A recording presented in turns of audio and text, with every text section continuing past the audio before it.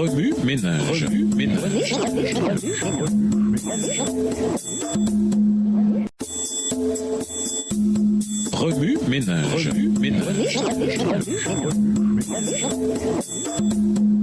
Bienvenue dans votre émission. Remue ménage. Nous voilà à la leçon de mercredi, un modèle à imiter.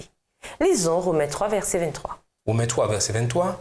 Car tous ont péché et sont privés de la gloire de Dieu. Le 13 janvier 1982, le vol 90 d'Air Florida a plongé dans les eaux glacées du fleuve Potomac.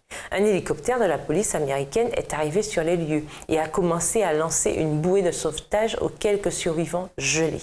Harlan Williams a été l'un des premiers à recevoir la bouée.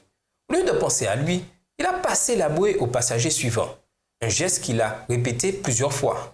Le temps que chaque autre survivant monte à bord de l'hélicoptère, Harlan Williams a sombré dans les eaux glaciales du Potomac. En venant sur la terre, Jésus entra dans un monde de péché.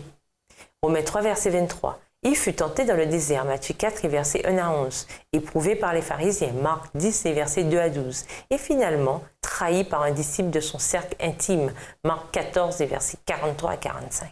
Il aurait pu saisir la bouée de sauvetage et échapper aux ténèbres de notre monde. Mais il préféra rester auprès de ceux qui étaient assis dans les ténèbres, accablés par le péché, le chagrin, la dépression et la solitude.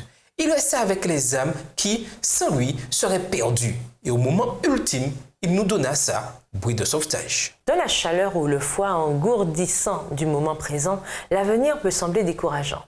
Nous pouvons nous figer en cours de route, ne sachant quelle direction prendre ou comment montrer Jésus à un être accablé par la douleur et les épreuves.